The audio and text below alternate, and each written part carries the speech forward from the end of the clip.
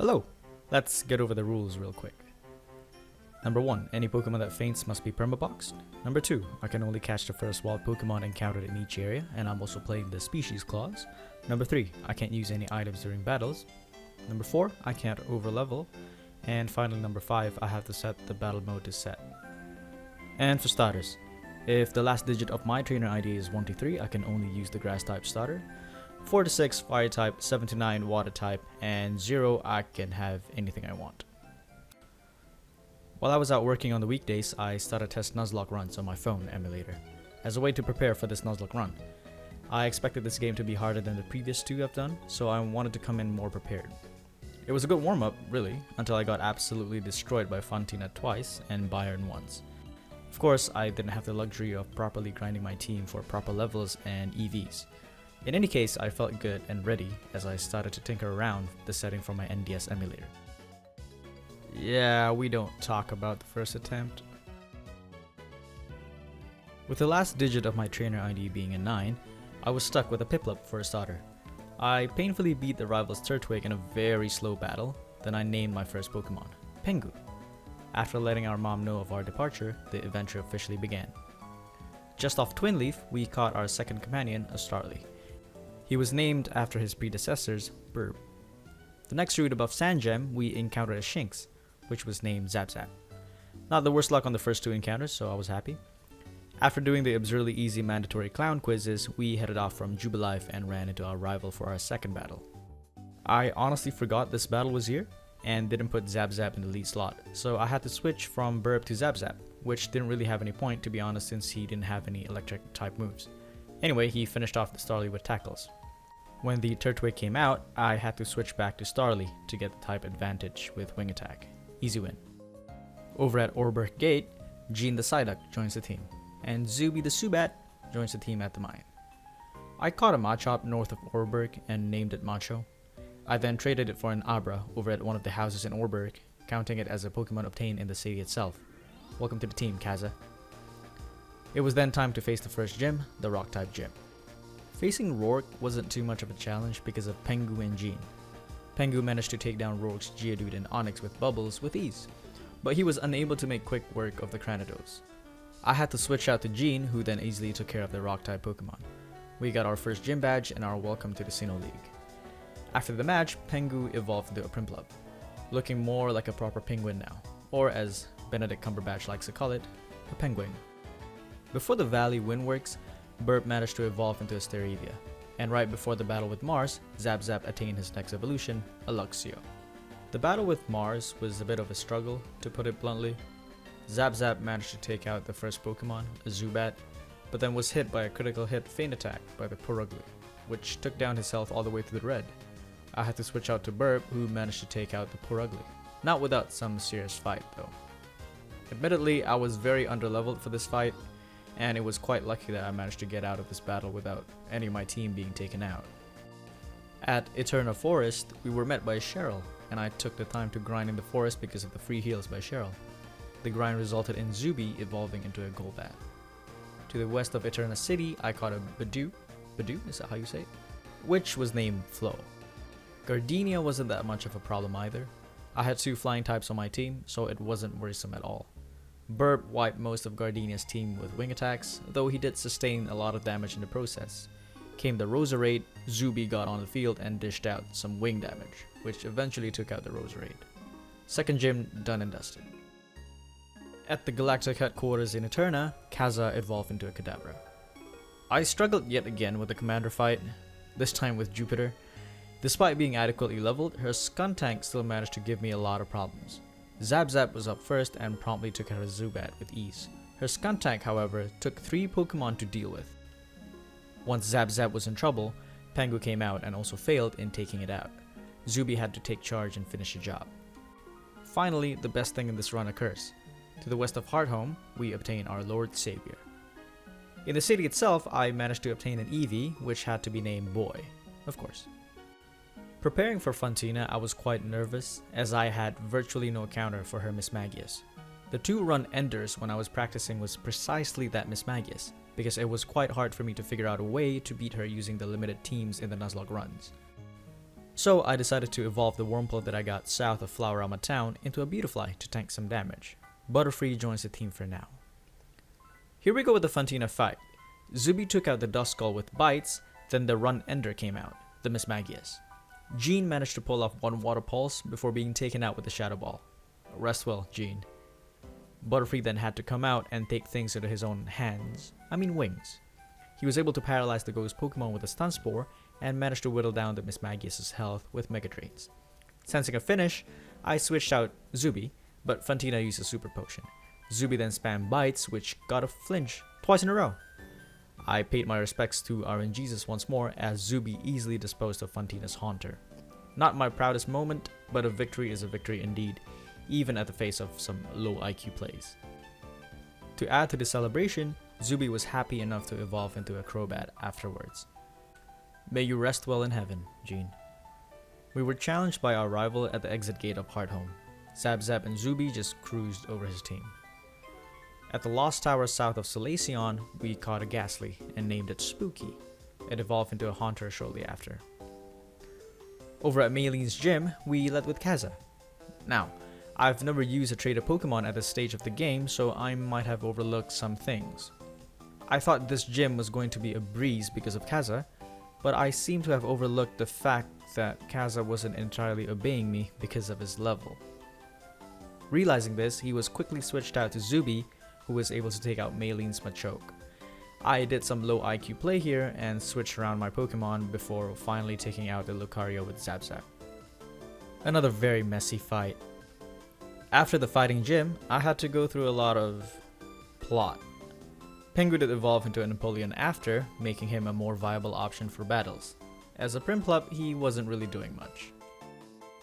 Just above Valor Lakefront, we caught ourselves a Houndour. He was named Serby. A great addition to the choice pool because he's a special sweeper, definitely can't have enough fire types, so this was a nice encounter. After deciding to evolve Boy to a Jolteon, I had to get the move Thunderbolt for him. Like in the previous run over at Pokemon Fire Red, I had to spend a long time playing the slots over at the game corner. If I have to see one more Clefairy and or a Ditto posing as a Clefairy, I swear I would flip something. I couldn't take the full grind for the Thunderbolt technical machine, so I decided to just pay the rest after getting about 8,000 coins. I was quite broke, but at least I got the technical machine. Boy evolved into a Jolteon and learned Thunderbolt. He also did a lot of speed EV training.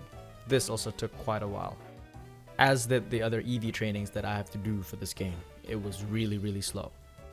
In preparation for Crash or Wake, Flo had to work up some levels. He finally evolved into a Roselia after level 30. That's quite late. Right after, Burb evolved into a Staraptor and learned Close Combat.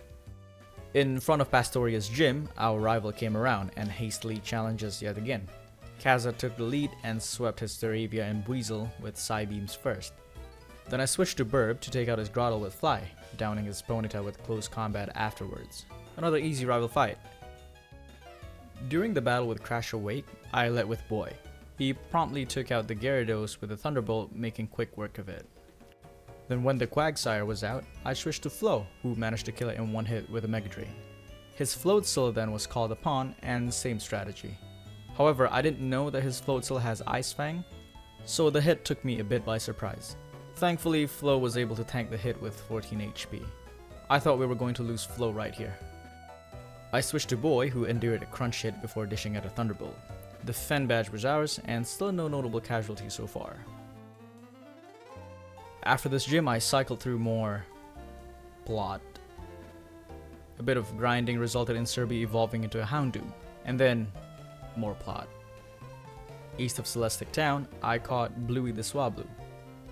In the middle of all the plot, we had our first fight with a man who drives the plot forward, Cyrus. It was fairly easy, with Serby taking care of his Sneasel, followed by Boy thunderbolting the rest. Over at Canalave, yet another rival fight.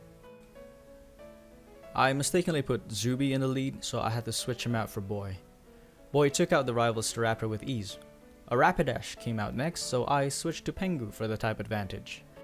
After tanking a takedown and a Tail Whip, I'm not sure why the AI would decide to use a Tail Whip at this stage of the game, but Pengu used Surf to take it down in one hit. After that, Burp came out and aerial aced his Heracross and Torterra.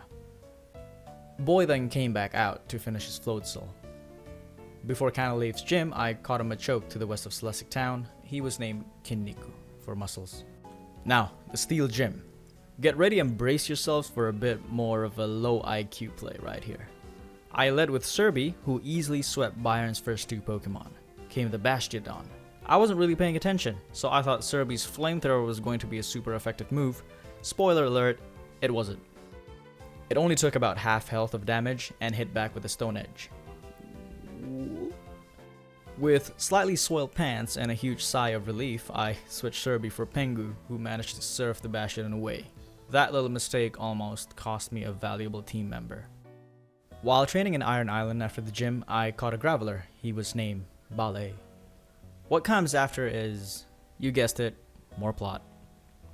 Just to the left of Snow Point, I encountered a Sneasel and successfully caught it, naming it Sneezer. Real original. While preparing for the Ice Gym, I did some shuffling and training with my team. Because I had a few Pokemon that can only evolve by trading, I applied a randomizer patch that enabled them to evolve without the need of trading with other players, since I was playing on an emulator. If I were able to trade them, I would, but it was a bit difficult and well, that would require friends. In any case, Spooky evolved into a Gengar. While training, Kaza was being an absolute shithead and finally kicked a bucket.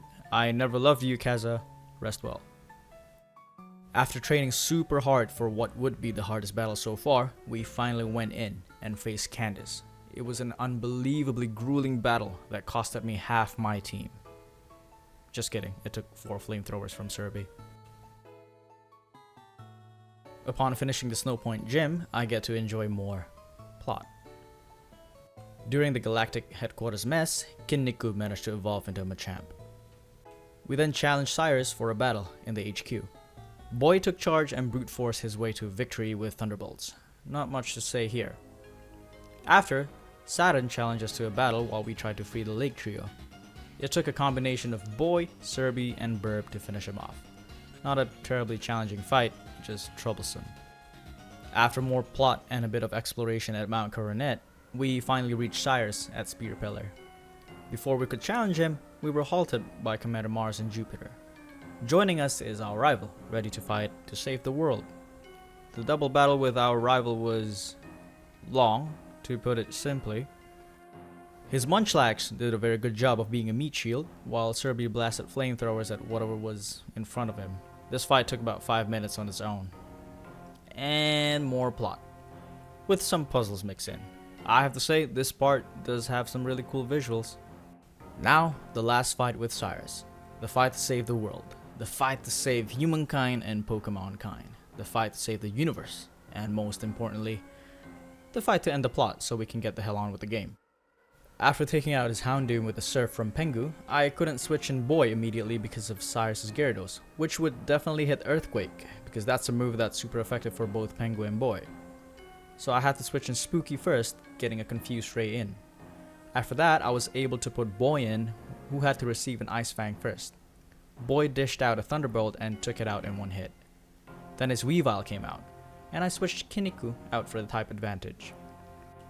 He took 2 Ice Punches, but ultimately Kinniku was able to take out the Weavile out with revenge. Cyrus then sent out his Crobat, and at this point I decided I had to sack Kinniku. This Crobat would outspeed my Boy, who had a lowered speed nature, and its health is already too low. Down goes Kinniku, and I sent out Burb. I wanted to whittle down some health with Burb with Fly, but the Crobat was able to make Burb flinch with an Air Slash. Burb managed to pull off one attack before taking too much damage. Not going very well. I sent out Serby, who took an Air Slash and Cross Poison before taking out the bat with a Flamethrower. After that, the Haunch Crow. Boy's Thunderbolt would definitely take it out in one hit, but it needed to move first to avoid dying.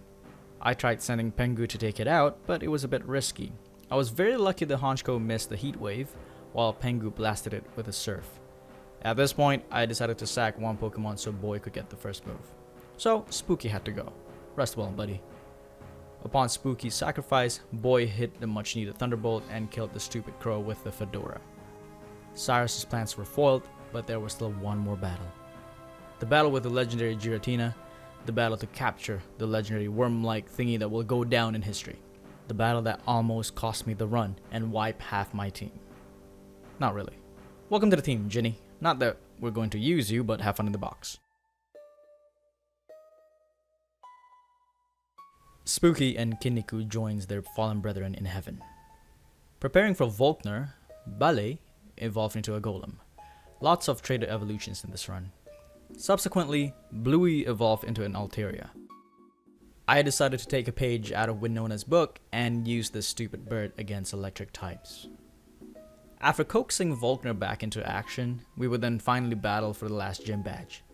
I led with Ballet, who was able to take a hit and take out Volkner's Jolteon with an earthquake. When it was time for the Raichu, I switched to Bluey, due to the fact that this Raichu doesn't really have any moves that would instantly down my Bluey. After tanking a Focus Blast, Bluey would then stack 2 Dragon Dances while taking 2 Charge Beams. After this, it was a breeze. Bluey hit 3 consecutive Earthquakes that swept the rest of the team. The Luxray and Electivire didn't stand a chance. So with this, we secured the Beacon Badge, the last that we need to challenge the Pokemon League. Upon entering Victory Road, the most amazing thing happened. I ran into a Gabite during the first 5 steps inside the cave. After fighting the long battle, we finally caught it. At first, I named it Run Savior, but decided to change its name to The One.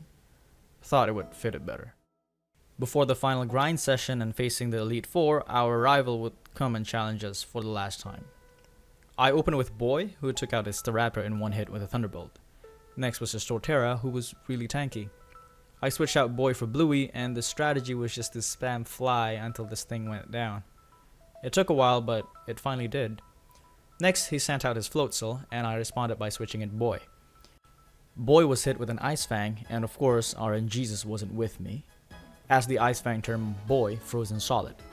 So I switched in Burb, and took it out with Flies. I took Burb out of the battle for Ballet, who took out the Rapidash with an Earthquake. Just some simple plays with type advantages here. Finally, Burb came back out to take out his Snorlax with close combats. Pretty decent normal stuff here.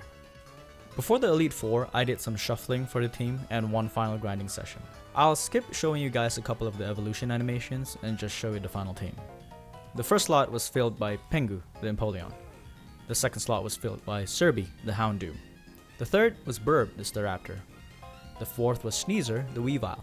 Flo, the Roserade, filled the penultimate spot, and the last one, the One, the Garchomp, fills the last. With this, we're fully ready for the Sinnoh League. First up was Aaron, with his team of bug types. This fight was handled beautifully by Serby, who sweeps the whole team with flamethrowers. The Drapion, however, proved to be too tough for Serby's flamethrower. It took 2. Mind-blowing. Second up was Old Lady Bertha, the ground type Elite Four. Flo took charge and took down the Wishcash with 1 Giga Drain. When the Gliscor came out, I switched to Sneasel, who tanked an Earthquake first. Honestly, this was a bit of a gamble, since Sneasel's defenses aren't so good, but it worked out. After, Sneasel took out the Gliscor with 1 Ice Punch. She sent out her Golem next, and I switched for Pengu, who tanked a Fire Punch. The rest of the fight, Pengu just spammed Surfs.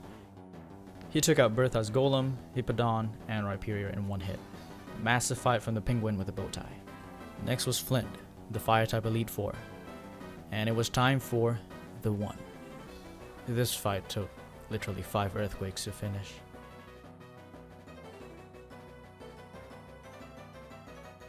Yeah, Flint was understandably shook after this fight. Time for the last Elite Four, the toughest of them all, the Psychic Wonder of Sinnoh. He sends out his first Pokemon, the almighty menacing Mr. Mime? This Mr. Mime really doesn't have anything that could threaten my lead Pokemon, Serby. So I took the time and did what all sane Pokemon players would. I stacked 3 nasty plots. So you can guess how the rest of the fight went on. The Mr. Mime was taken out by a Dark Pulse, his Gallade by a Flamethrower, as well as his Bronzong, his Alakazam and Espeon to a Dark Pulse again. In all honesty, this feels much easier when I last played as a child. Now it was time for Her Majesty, Cynthia.